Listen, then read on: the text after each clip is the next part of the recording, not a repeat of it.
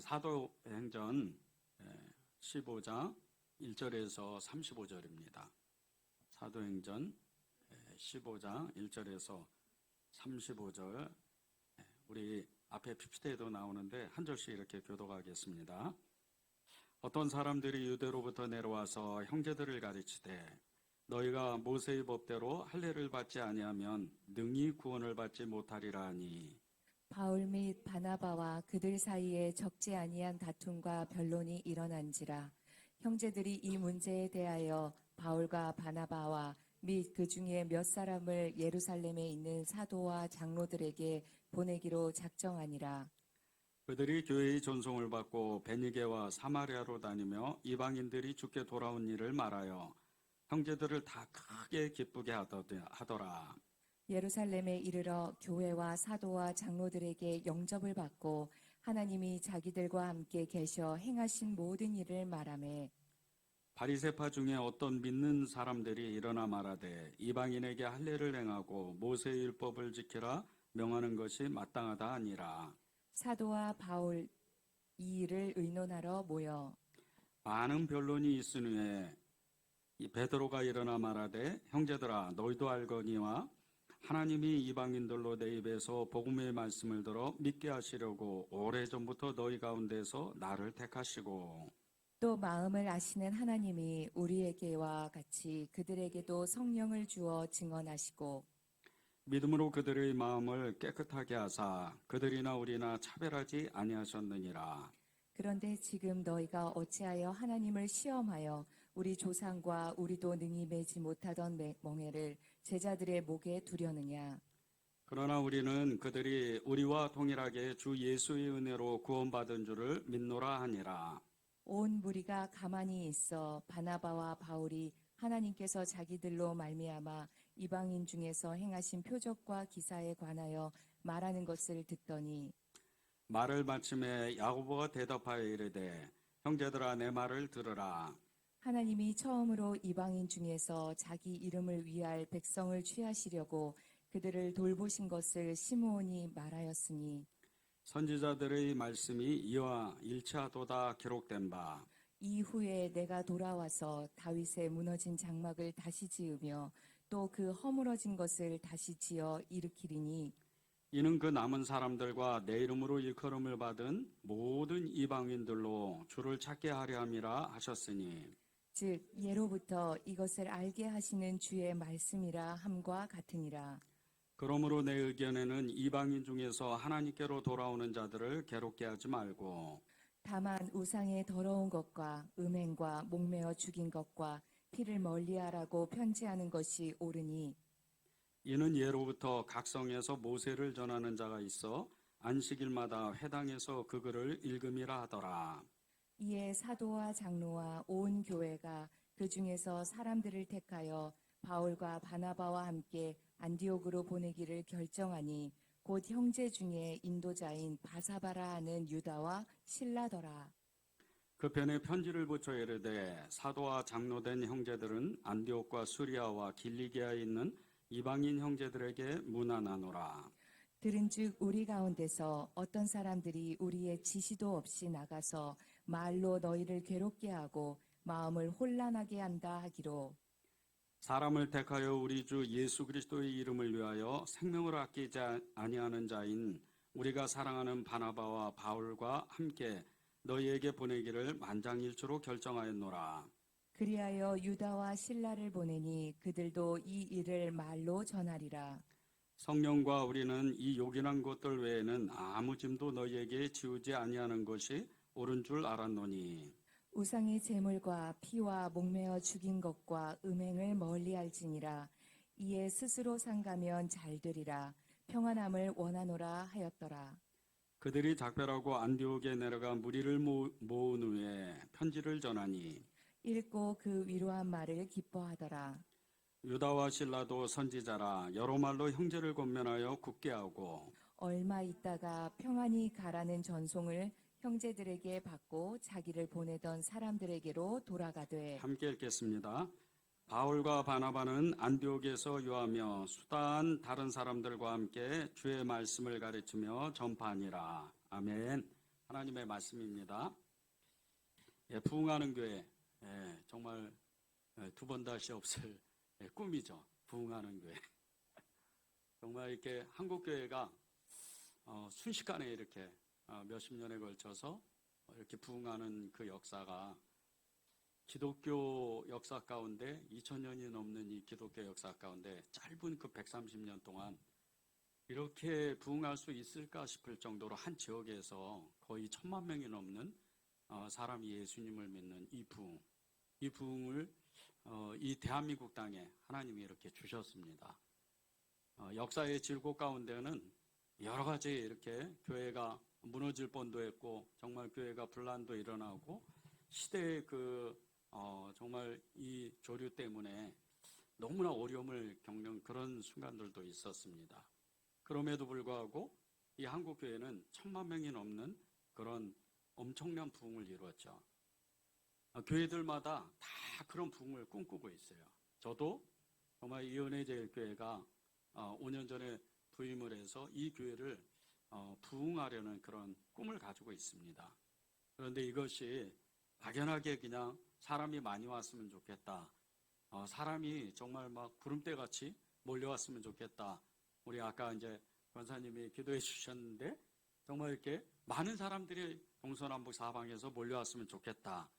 그런 꿈보다는 정말 이렇게 정확한 하나님의 비전이 같은 비전을 가지고 또 같은 꿈을 가지고 그런 사람들이 모여서 함께 이렇게 교회를 세우는 것이 제 꿈입니다.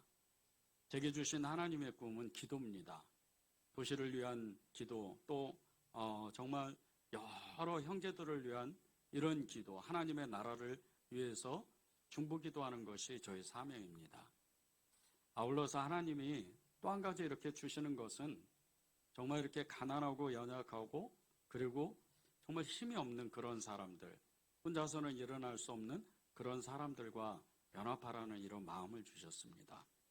하나님이 이런 마음을 꿈꾸고 기도하기를 정말 좋아하고 하나님의 뜻대로 살기를 애쓰고 가난한 사람, 연약한 사람에게 도움의 손길을 기꺼이 이렇게 내놓을 수 있는 그런 사람들, 그런 성도들이 모이는 것이 저의 꿈입니다.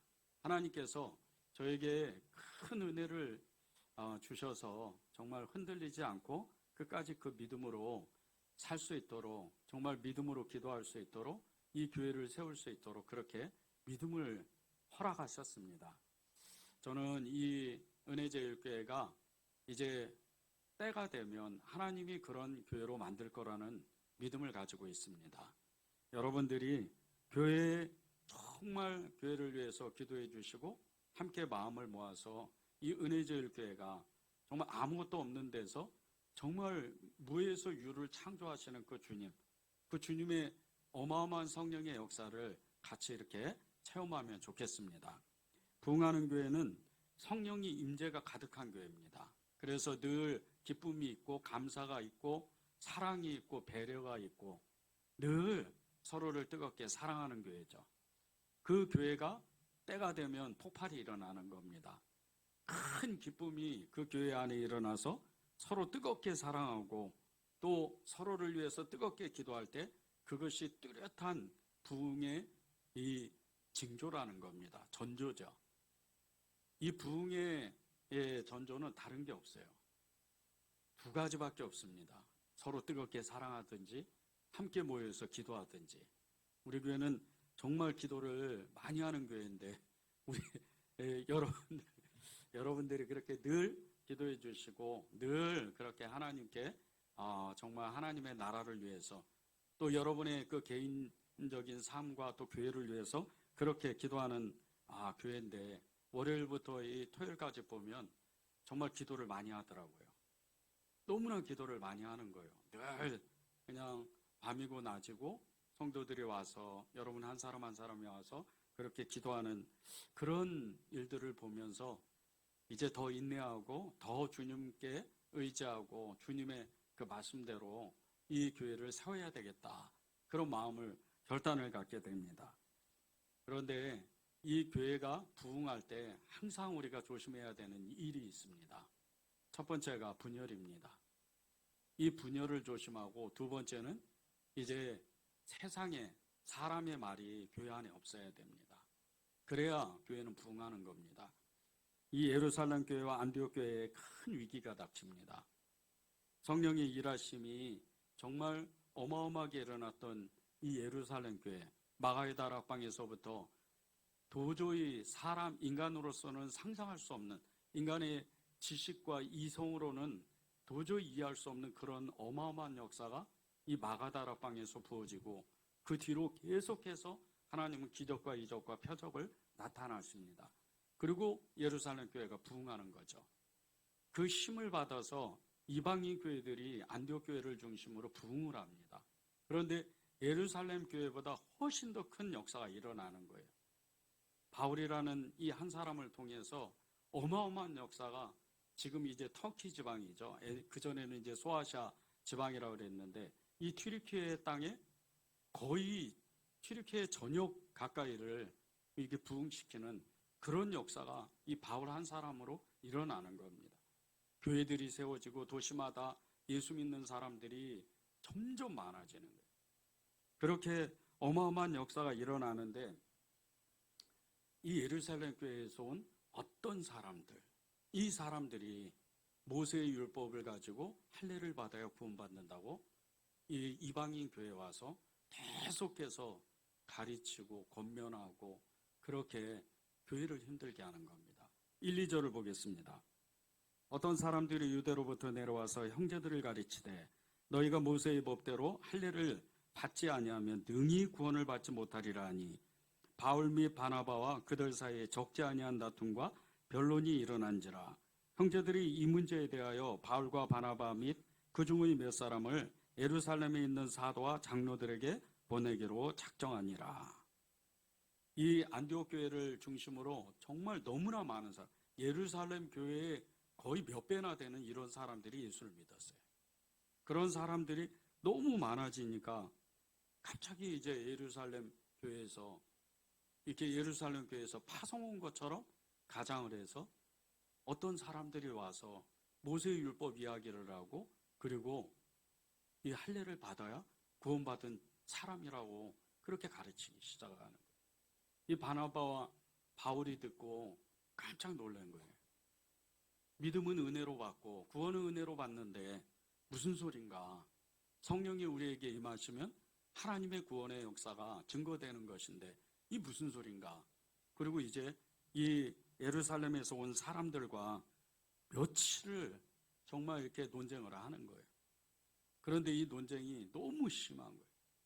그 할례가 맞다, 은혜가 맞다, 믿음이 최고다, 아니다, 말씀이 최고다, 이런 싸움을 계속하는 거예요. 해결이 되지가 않습니다. 그래서 안디옥 교회의 지도자들이 이 바나바와 바울을 파송을 하는 거예요. 예루살렘 교회로 보내서 이것을 결론 짓고 와라. 그리고 이 바울과 바나바가 예루살렘 교회로 갑니다.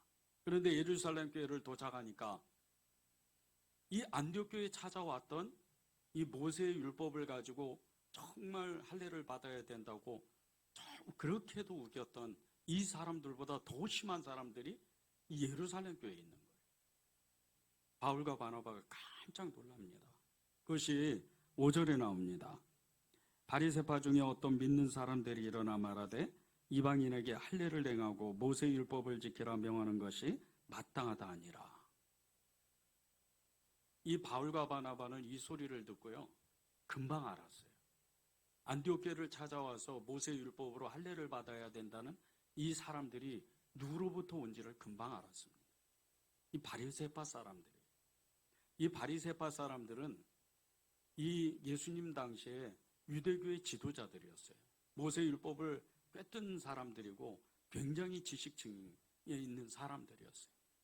이 사람들이 어쩌다가 예수님을 믿게 된 거예요. 예수님을 믿었는데 자신의 그 율법적인 사상을 버리지 못하고 끝까지 모세의 율법을 주장하고 할례를 받아야 그래야 된다고 그렇게 주장을 하는 사람들이었어요. 이 사람들이 교회 분란을 일으킵니다. 교회 안에도 여러 가지 이렇게 정말 분열이나 분란이 일어날 때 꼭 무엇을 잘 아는 사람, 교회를 잘 아는 사람, 그리고 성경을 잘 아는 사람, 기도를 많이 한 사람, 이런 사람들이 교회를 분란을 일으킵니다. 그런데 이 예루살렘 교회가 그런 사람들이 있었다는 거예요. 이 예루살렘 교회에 있던 이 바리새파 사람들, 이 사람들이 바울과 바나바를 대할 때 굉장히 교만한 행동을 해요.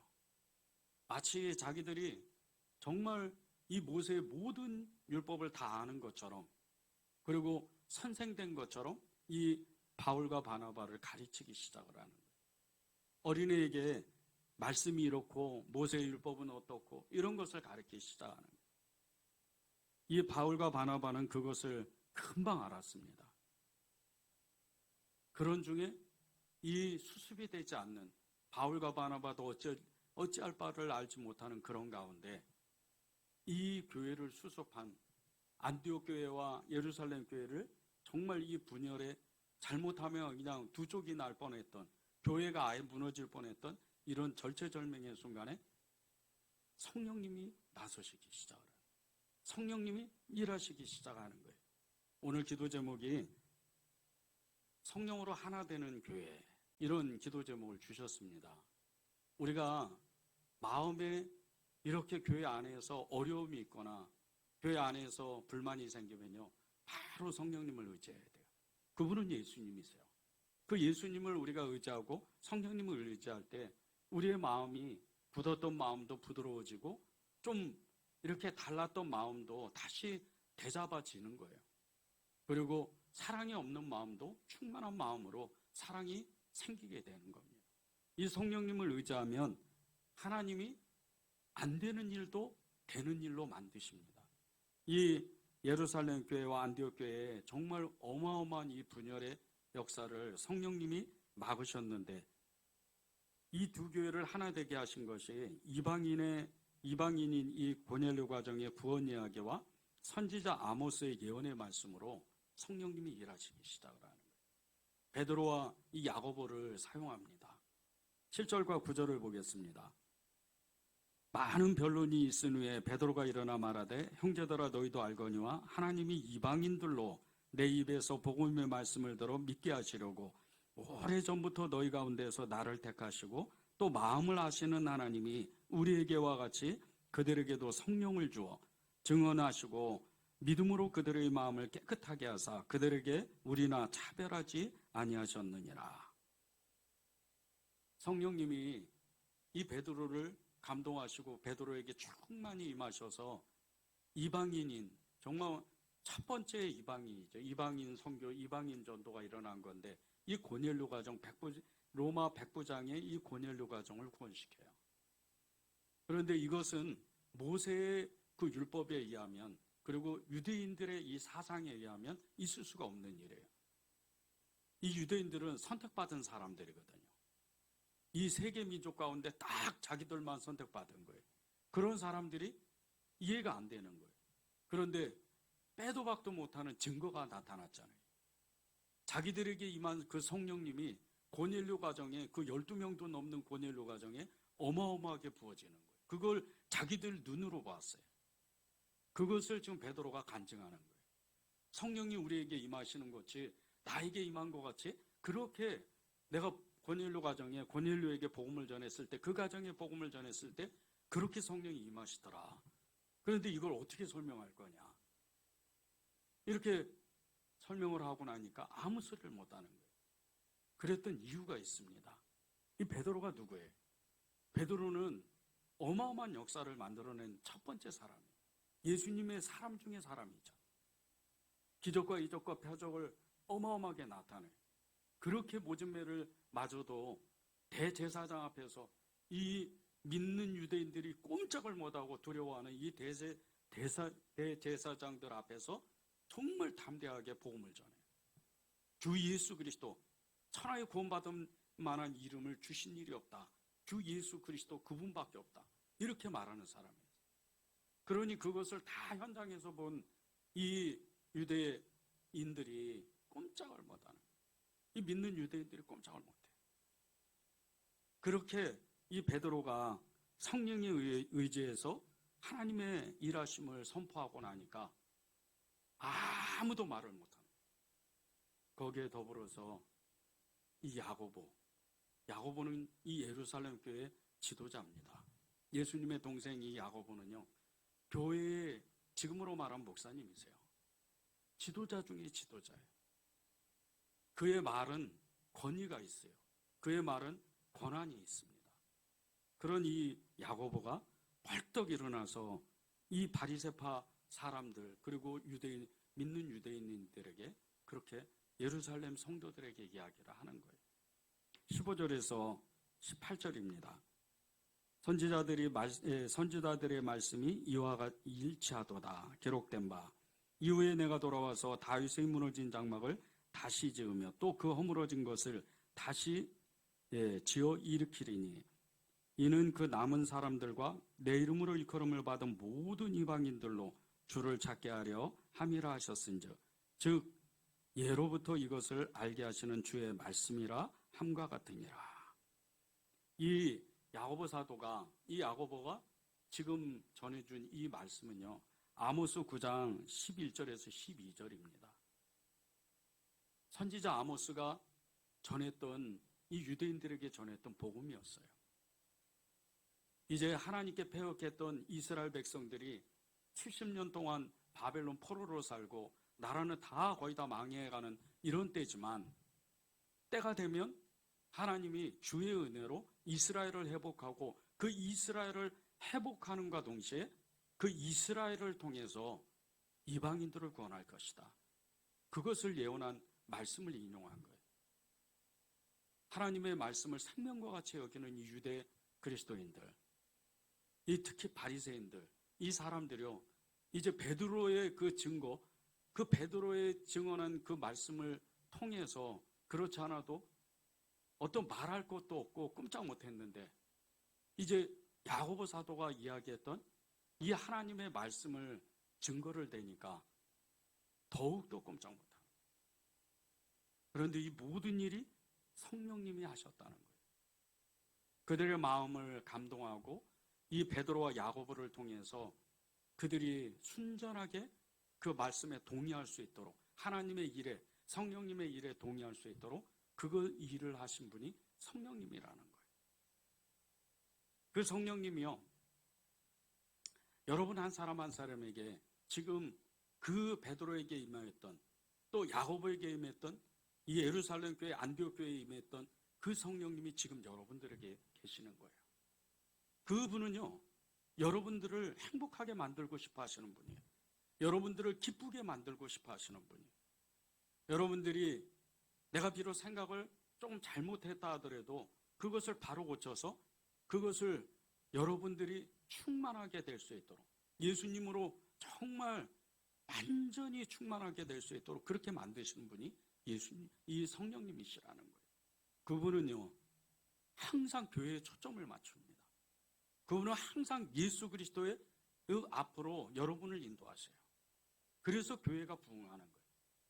교회가 부흥할 때 그 교회 안에는요, 거의 모든 사람들이 성령으로 충만해 있어요. 항상 기쁨을 누리고 항상 긍정적인 그 마음을 가지고 항상 배려하는 마음, 나보다 다른 성도들이 나보다 낫다고 여기고 누구도 어떤 사람도 믿음을 판단하지 않아요. 그런 사람들이 모이는 것이 성령의 역사고 그 성령에 의해서 교회가 세워지는 거예요. 지금 그분이 이 베드로를 통해서 야고보를 통해서 교회를 하나 되게 만드시는 거예요. 어느 누구도 상처를 받지 않아요. 어느 누구도 거기에 반대하지 않아요.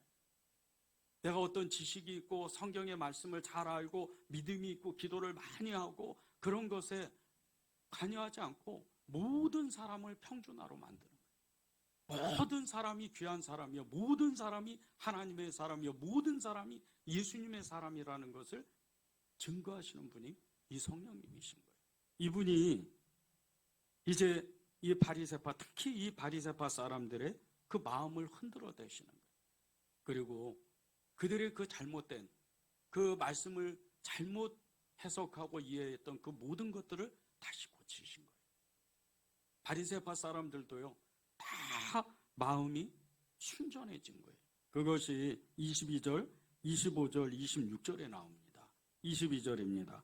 온 교회가 그 중에서 사람들을 택하여 바울과 바나바와 함께 안디옥으로 보내기를 결정하니, 온 교회가 그 중에서 사람을 택했는데 바울과 바나바와 함께 안디옥으로 보내기를 결정했다는 거예요.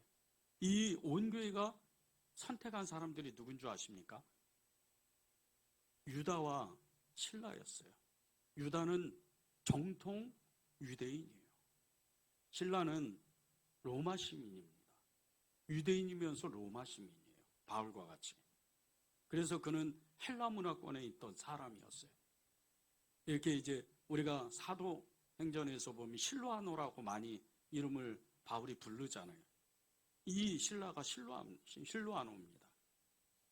근데 이 신라가 헬라인으로서, 그리고 이 유다가 이 유대인으로서 그렇게 이 두 사람을 같이 온 마음에, 온 교회 사람들이 마음을 모아서, 바리새파 사람들도 마음을 함께 모아서 이 두 사람을 바나바와 바울과 함께 안디옥 교회로 파송하는 거예요. 완전히 하나가 돼버리는 거예요. 유대인도 헬라인도 로마인도 이방인도 다 하나가 되는 거예요. 이게 성령님이 하시는 일이에요. 25절 26절을 보세요. 사람을 택하여 우리 주 예수 그리스도의 이름을 위하여 생명을 아끼지 아니하는 자인 우리가 사랑하는 바나바와 바울과 함께 너희에게 보내기를 만장일치로 결정하였노라. 이 예루살렘 교회가, 이 바나바는 맞아요. 이 예루살렘 교회의 성도였기 때문이에요. 그런데 이 예루살렘 교회에서 생명을 아끼지 아니하는 자라고, 사람이라고 그렇게 부르는 이 바울을 보세요. 예루살렘 교회 입장에서는 이방인이에요. 로마 시민이잖아요. 헬라 문화권에 있던 사람이었어요. 그가 아무리 성경을 잘 알고 그가 말씀을 잘 아는 사람이라 일지라도, 정말 가말리엘 문파에서 그렇게 어마어마한 수학을 했다 할지라도 그는 예루살렘 교회 입장에서 보면 이방인과 다름이 없는 사람이에요. 그런데 이 예루살렘 교회의 지도자들, 베드로와 야고보를 중심으로 특히 바리새파 이 사람들이요, 이 바울을 부를 때 생명을 아끼지 아니하는 사람이다, 이렇게 표현을 하는 거예요. 그리고 보세요. 26절에 맨 끝에 보면 너희에게 보내기를 만장일치로 결정하였다. 한 사람도 반대하지 않았다는 거예요. 한 사람도 이 바울과 바나바가 지금 이제 안디옥 교회에서 예루살렘 교회까지 와서 모세의 율법으로 할례를 받는 것은 아니다. 우리는 은혜로 구원받았다. 성령으로 우리는 구원받았다. 우리는 예수님 믿는 사람들이다. 이렇게 선포했는데 그것을 인정한 거잖아요. 이게 사람이 할 수 있는 일이 아닙니다. 이게 사람으로서는 이해할 수가 없어요. 그런데 하나님이 성령님을 통해서 이 예루살렘 교회와 안디옥 교회를 하나 되게 만드시는 거예요. 이 사람들의 공통점이 있어요. 베드로, 야고보, 바나바, 바울, 실라, 그리고 유다, 바리새파 사람들, 예루살렘 이 성도들, 그리고 많은 안디옥의 성도들, 공통점이 있어요. 성령의 사람이라는 거예요. 성령의 사람이었기 때문에 잠시 잠깐 다른 생각을 하고 잠시 잠깐 내가 정죄하고 판단했지만 이내 고치는 거예요. 성령의 사람은 그런 사람인 거예요. 성령의 사람은요, 비록 내가 생각을 잘못할 수도 있어요. 그러나 때가 되면 하나가 되는 거예요. 마음을 고치고 교회에 초점을 맞추고 성도들에게 초점을 맞춰서 하나가 되려는 마음을 애써 쓰는 거예요. 이 사람들의 공통점이 또 하나가 있어요. 베드로와 이 야고보, 그리고 바나바와 이 바울, 실라와 유다의 공통점이 있습니다. 그들은 겸손한 사람들이에요. 그리고 모든 사람을 포용하는 사람들이었어요. 베드로만 놓고 보세요. 예수님께 용서받은 이 베드로는요, 다른 사람을 절대 판단하지 않아요. 심지어는요, 자기보다 거의 20살 가까이나 거의 20년도 더 나이 차이가 그렇게 있다고들 하더라고요. 그 청년, 이 바울이 막 정죄했을 때, 유대인들과 외식했다고, 그렇게 밥을 먹었다고 정죄했을 때, 그때 그것을 깨끗하게 인정해요. 단둘이만 있을 때 인정하는 게 아니에요. 많은 사람들이 있을 때 이 베드로는 자신의 잘못을 인정해요. 그럴 정도로 겸손한 사람이에요. 사실 이 베드로의 말 한마디면요, 바울은 그냥 쫓겨나는 거예요. 어마어마한 일을 했어도 교회 지도자이기 때문에 예루살렘 교회에 절대적인 영향력을 끼치는 이 베드로의 말 한마디면 바울은 그냥 출교당해야 돼요. 그런데도 겸손해요. 바울을 인정하고 바울의 권위를 인정해 주는 거예요. 야고보는 어떤? 이 야고보는요, 베드로 다음으로 이 교회 안에서 이 야고보가 하는 말은 절대적이에요. 절대 거기에 거역할 수가 없어요. 그런데 이 야고보는요, 자신의 그 지위를 이용하지 않아요. 베드로가 먼저 하나님의 역사를 성령에 의해서 일어난 그 고넬료 가정의 그 구원 역사를 이야기하니까 바로 이 베드로 다음으로 이 야고보가 이야기를 하는 거예요. 베드로가 이렇게, 베드로 사도가 이런 일을 했는데 내가 성경에서 보니까, 내가 아는 성경을 그렇게 찾아보니까 이런 일들이 있더라. 그러면서 겸손하게 사람들에게 이 일을, 하나님의 말씀, 이 아모스가, 선지자 아모스가 전한 이 말씀은 여러분은 어떻게 생각하느냐, 이렇게 전해주는 거예요. 바나바와 이 바울은요, 말할 것도 없죠. 부활의 주님을 만나서 그들은 평생토록 겸손한 사람이었어요. 바나바는 자신의 모든 재산을 사도들의 발 앞에 놔두고 사도들이 명령하는 모든 것들을 행했던 사람이에요. 바울은요, 평생토록 교회를 세우면서도 질서를 잘 지켰어요. 예루살렘 교회 지도자들의 그 이름 앞에서 절대 앞서가지 않았어요. 늘 이 바나바는 이 예루살렘 교회 사도들을 앞세웠어요. 그래서 바울이 고백하는 거예요. 만삭된 나다. 만삭된 나다. 사도들의 그 끝자락에 서지도 못한다. 그런데 바울이 어떤 사람이에요? 정말 위대한 사도입니다. 그 12사도들보다 어느 사도보다 어마어마한 일을 한 사람. 이런 사람이 질서를 지키는 거예요. 늘 겸손하게 교회의 질서에 순종하는 거예요. 이런 사람들이 교회를 세우는 거예요. 겸손하고 다른 사람을 포용하고 그런 사람들이 교회를 세우는 거예요. 교회의 부흥은요, 예수님을 사랑하고 겸손한 사람들이 세웁니다.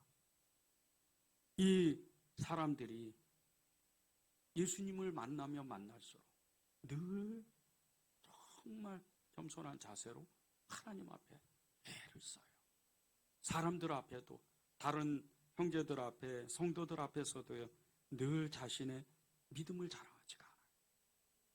겸손한 사람은 다른 사람의 마음을 상하게 하는 사람이 아니에요. 겸손한 사람은 예수님을 더 깊이 만나려고 애를 씁니다. 겸손한 사람은 자신의 지식을 사랑으로 전해줘요. 늘 다른 사람을 섬기면서 그 사람이 더 성경을 알고 싶을 때 그때 전해주는 거예요. 내가 이런 것을 알고 있다, 이래서 전해주는 게 아니에요. 겸손한 사람은 늘 교회를 마음에 품습니다. 그런 사람이 교회를 세우는 거예요.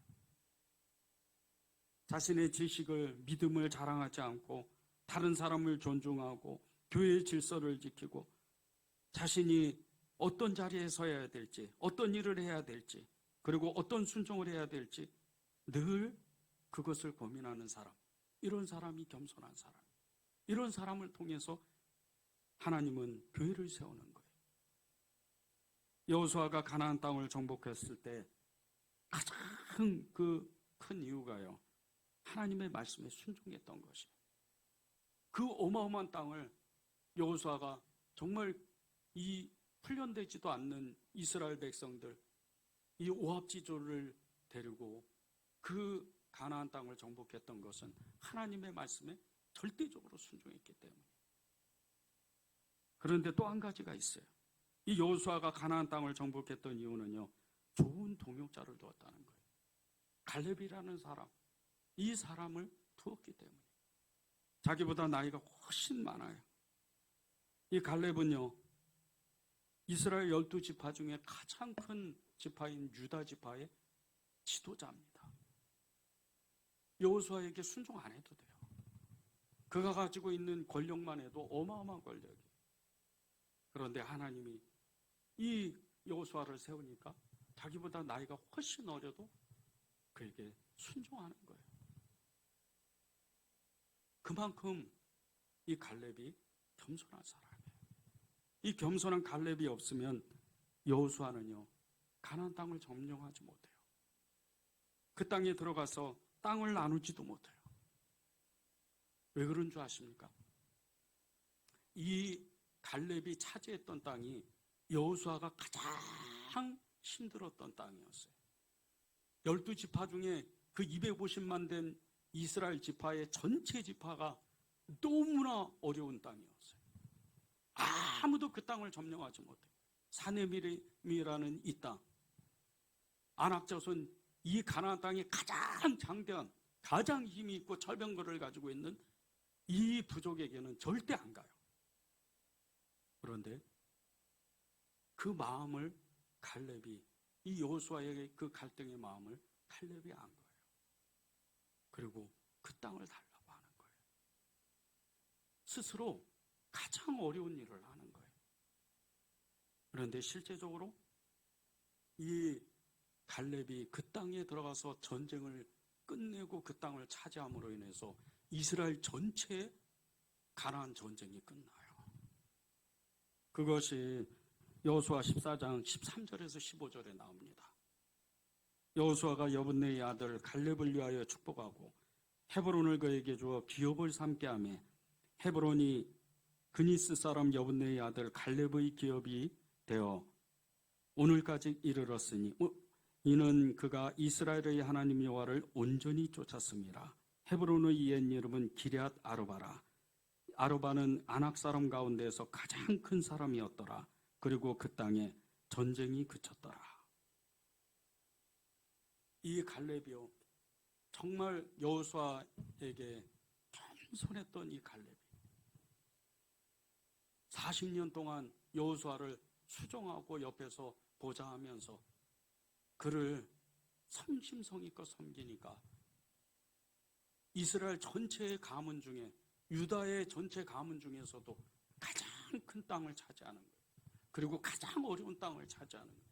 그런데 그 땅을 차지하는과 동시에 하나님이 이 가나안 전쟁을 완전히 끝내셔요. 이런 사람이 있으니까 여호수아가 위대한 사람이 되는 거예요. 여러분에게요, 누군가가 찾아와서 정말 내 주변에 있는 형제가 나에게 함께 기도합시다, 함께 하나님의 일을 합시다. 그때 기꺼이 여러분이 손을 내밀어야 돼요.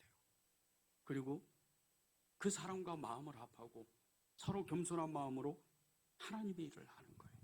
그러면 여호수아가 이 갈렙과 같이 그 어마어마한 땅을 차지함과 같이 예루살렘 교회가 안디옥의 교회가 하나가 된 것 같이 그런 어마어마한 역사가 교회의 부흥으로 나타나는 거예요.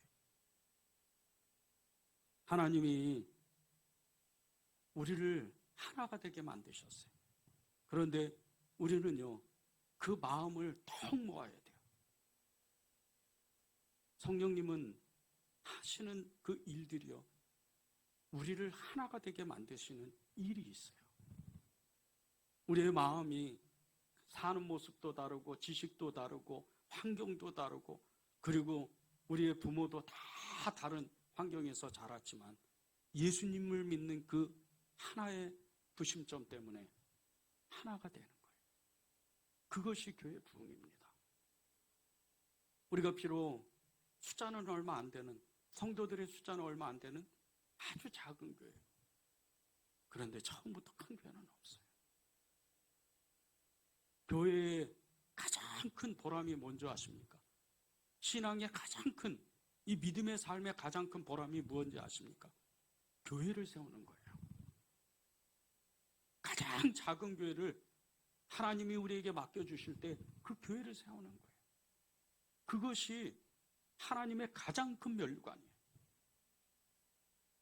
레리 도비라는 미국 프로야구, 정말 이 프로야구에 최초로 발탁된 이 흑인 선수가 있어요. 그가 클리블랜드 인디언스 팀에 입단해서 출전하는 첫날 정말 미국 사람들의 모든 관심을 받았어요. 미국 프로야구 역사상 첫 번째로 이 메이저리그에서 선수로 뛰는 흑인이었기 때문에 그 경기장에서만 해도 이 당시만 해도 1947년인데 그 경기장에 3만 명이 모였어요. 그 온 관심이 온 라디오의 그 모든 것이 이 레리 도비에게 집중됐어요. 그 중압감이 어마어마했습니다. 너무 긴장해서 이 도비가 첫 타석에 들어가자마자 너무나 어이없이 삼진 아웃되고 그냥 아웃돼 버렸어요. 그리고 이 도비가 너무 낙심을 합니다. 낙심을 하고 이 라커룸에 들어가서 얼굴을 쥐어싸고 머리를 푹 숙이면서 낙심해버려요. 그런 모습을 보고 많은 동료들이 그를 위로합니다. 특별히 그가 이 도비가 감명받은 사람이 있었는데 그 다음 타자였어요. 이 클리블랜드 인디언스 팀에서 가장 강타자인, 정말 최고의 강타자인 존 고든이라는 이 선수가 그 다음 타자였어요. 그런데 이 존 고든이 타석에 나가자마자 바로 삼진 아웃돼요. 그리고 라커룸에 들어와서 이 도비와 똑같은 행동을 합니다. 머리를 쥐어싸고 그리고 푹 고개를 숙입니다. 낙심한 이 도비가 고든을 보면서 너무 큰 위로를 받아요. 그런데 이 도비가 이 고든이 도비에게 이렇게 이야기를 합니다. 나 같은 강타자도 안 맞을 때가 많아. 낙심하지 마. 우리는 한 팀이야. 여러 주변 선수들에게 이 도비가 힘을 얻습니다. 그리고 그 유명한 야구 선수가 돼요. 명예의 전당에 이렇게 선택될 정도로 어마어마한 이 기록을 나타내요. 우리는 한 팀이야. 너는 우리 팀이야. 그 말 한마디 때문에. 여러분은 교회를 어떻게 생각하십니까? 이 교회는 그냥 지나가는 교회인지, 아니면 이 교회가 진짜 내 교회인지. 저는 여러분들이 이 교회를 진짜 내 교회라고, 그리고 여기에 있는, 내 주변에 있는, 내 옆에 있는 형제가 나의 진정한 형제라고, 그렇게 여러분이 생각할 줄을 믿습니다. 한 배에 탔다는 말이 있어요. 이 말은요, 서로 같은 뜻을 품고 있는 사람들이 함께 한다는 뜻이에요. 한 배에 탔다. 우리는 예수님의 배를 탔어요. 그것을 교회를 통해서 타는 거예요. 이 예수님의 배는요, 언제나 끊임없이 어떨 때는 흔들리고 어떨 때는 너무나 정말 잔잔하게 그렇게 흘러가요. 흔들릴 때요, 그때 우리의 마음이 모아져야 돼요. 그리고 정말 이 교회의 모든 성도들, 내 주변에 있는 나의 형제들을 정말 예수님을 대하듯이 그렇게 대하는 겁니다. 그것이 교회가 부흥하는 거예요. 28절을 보십시오. 성령과 우리는 꼭 필요한 다음 몇 가지밖에는 더 이상 아무 무거운 짐도 여러분에게 지우지 않기로 하였습니다.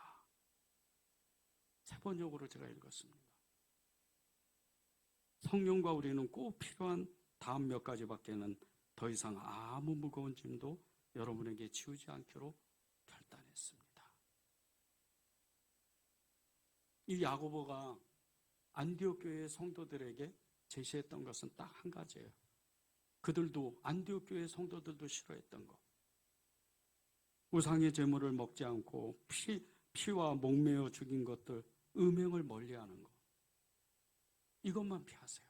그리고 나머지는 당신들이 성령 안에서 자유롭게 하나님을 믿으십시오. 예수님을 믿으십시오.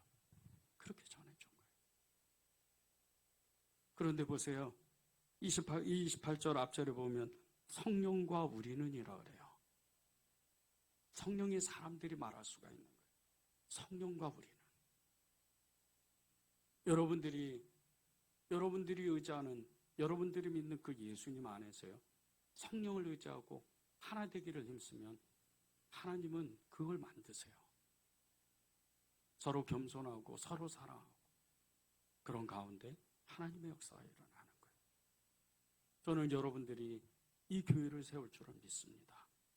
그렇게 함께 마음을 모았으면 좋겠습니다. 우리 찬양하고 기도하겠습니다.